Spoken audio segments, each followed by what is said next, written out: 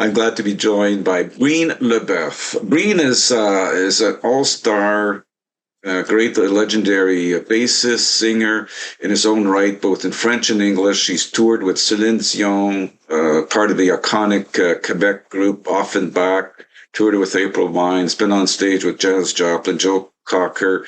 I mean, he's seen it all. He's been there for a long time, and so I'm just so happy to be able to talk to a fellow Northern Ontario kid.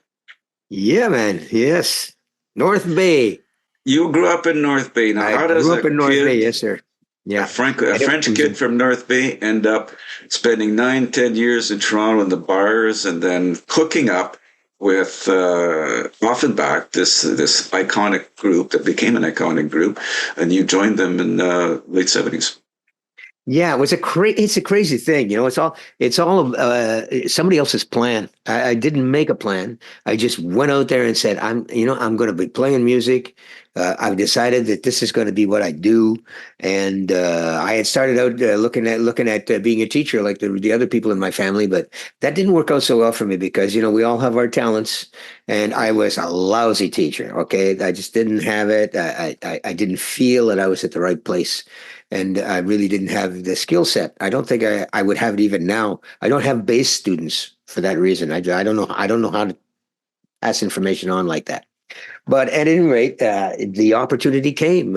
Somebody heard a demo, and he had a friend in Toronto that had a record company, and it was a wonderful record company that had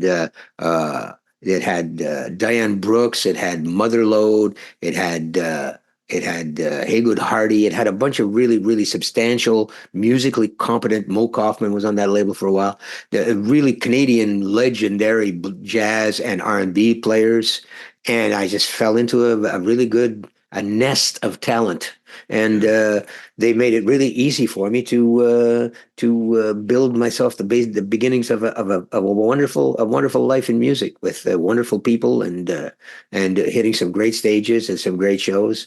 And when as I look back, it's been many many years now, Marcel. It's been let me see. I got my first union card in Sudbury in 1968 Okay. in a guy's kitchen. The union office was a guy's kitchen, and I got my first union card at 68. And since then, well, I've been pretty well. It's been feeding me and my family, and keeping me happy because I don't think I could have this level of personal satisfaction doing anything else. It's just every time I get on stage. As a matter of fact, with time, it sounds corny, but it becomes more precious to get up on stage now and to perform because I'm starting to count them on my fingers almost. The shows that are left, I've done so much that now I'm just saying, well, give her what you got, man, and because this is, this pleasure it's a limited time only experience. So every show for me is just a delight and going through Toronto was an experience. I spent almost 10 years there and did a lot of different, met a lot of great people, and did the rough, also did the Ontario bar circuit for many years, which was, well, it was an experience. Let me tell you, it was a school. It was a hard knock school. It was partially to blame for my alcoholic problem, which I managed to get is somewhat under control 30 some odd years ago, and I've been sober for quite a while now. But it was not an easy way to learn your way around the fretboard of a bass. Practicing would have probably been better, but but Well, it was memorable. It was memorable.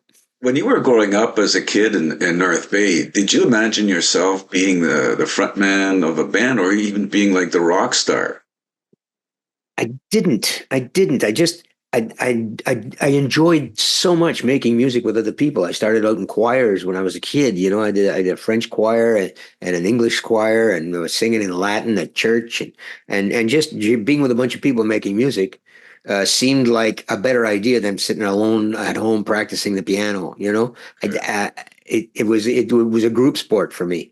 So when the opportunity came when I was 15 and I was offered uh, a gig fronting a rock band in North Bay, the Prophets.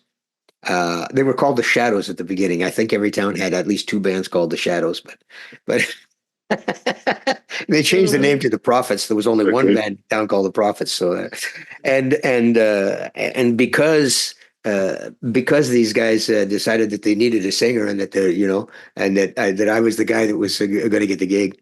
They brought. I was a young kid. I was 15, and they brought so much to me, like the influences, the musical influences they brought, and just the patience that they showed, getting me in shape for the stage with a pop band and playing R&B and rock. And just things kept falling into place. I wasn't looking for a big audience. I was looking for a good band, and these guys provided it. Everybody could play. Everybody had talent. Everybody was generous with their talent, and we had a lot of fun playing the tunes that we played. And it was just a good springboard, just a great springboard. And when I went to Toronto, the same kind of stuff happened. My very first session doing a jingle that I had written for Elmer's Glue. No, wrong, Fresca. And Oh, wow. the session musicians were wonderful with me. My second jingle, Elmer's Glue, I tried to write a drum chart, and this wonderful drummer showed me how to write the drum chart because he was playing this awful drum part, and he corrected me, and in such a loving way that I just felt accepted right away.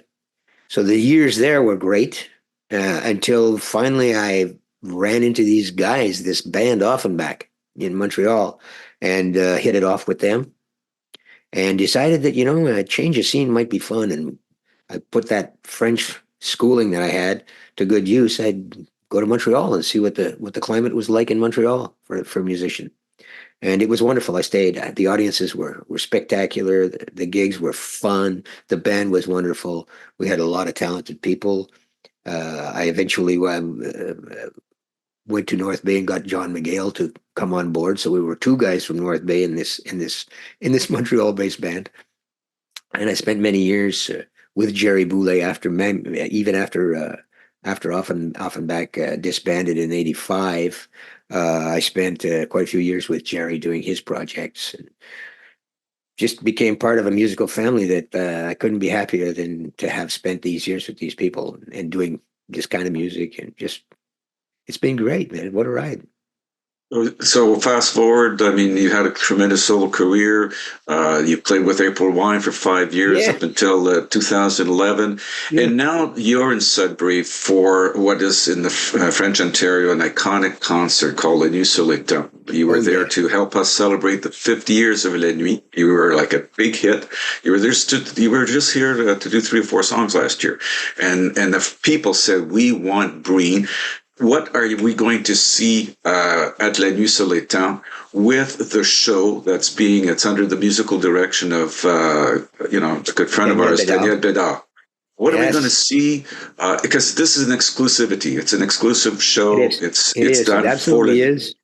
And it's such a beautiful door that Danielle and La Nuit sur les Temps have opened for me because I get to do a retrospective of my career. And it's I'm going to be able to pull out some songs that I still think are beautiful songs and nice songs and fun songs from way back that I haven't done in quite a while because I've got there's so many tunes now under the so much water under the bridge when it comes to repertoire that I can't play it all. So there's some of these songs that just got sort of left by the wayside. And when I start to listen back, I go, "Oh my God, that's a great song! I should be playing this song." Yeah. I've now got the opportunity to come to Sudbury for La Nuit sur les Temps and play some of these songs with this wonderful band of Danielle's. It's going to be great. I know. I've met some of these musicians last year. They're fantastic. The singers are great. Danielle's a wonderful, generous band leader and arranger that is going to probably come up with some great ideas. And we're both bass players, so we're really on the same we're on the same Same wavelength. page. And it's going to give me an opportunity to interpret some of these songs that I did so long ago that I almost forgotten how I did them. So I'll probably refresh them a little bit and maybe not try to make them stylistically to date. I want to respect where they come from. These songs, I want to play them for what they are and not try to turn them into disco music or something foolish. So you know, so it's a nice exercise. it's really where I'm up to now in my career and in my professional life. It's a very it's I'm very lucky to have the chance to do this with this kind of support and this kind of encouragement, and at the same time, this kind of patient generosity where they're letting me just pull out these songs and how about this one? How about this one? I've been throwing these songs. How about this one? Yeah, that's a nice song. Let's do it. So it's going to be an evening of this of me rediscovering and possibly the people that led me sur l'état, getting a look at some songs that they might remember, they might not remember, they might discover, and Yeah. songs that I really think have their place. They still have their place. Where do you get this energy? Where do you get this this drive to still be doing it after so many years? It's I'm a vampire. I'm a vampire. I take my energy from my surroundings. It's not internal. It's external. If nobody's Yeah. stimulating me to do something, I lay around like a lump of you know what. Yeah. So I take my stimulation from the people that I interact with. That's why it's important to keep the good people in your life because they bring to you the energy that'll drive you Mhm. and the opportunities, these wonderful opportunities. I have no plan, Marcel. I never did. I just wait for opportunities and I try not to stumble over too many of them. I try to recognize them for what they are and Yeah. just, cash in, just jump in and go for it. And it's always been uh, a winning formula for me. It never made me crazy rich, but it definitely made me crazy happy. And I have a very very very full catalog of I got a lot of great phone numbers in here of friends that I can call at any time and say let's do this. And that call me too. They still call me. They're not tired of me yet. So that's it. I'm out there just sucking up other people's energy and then recycling it. Yeah, but you give a lot to you're a very generous artist and performer and with your public. So, I want to thank you for spending the time to talk about this event coming up and a short foray into who Breen LeBeuf is, and folks will be able to discover that even more at La Nuit Solitaire on March Looking 23rd. so much forward to it. All Yes, right. Henry. Here we come. Thank you very much.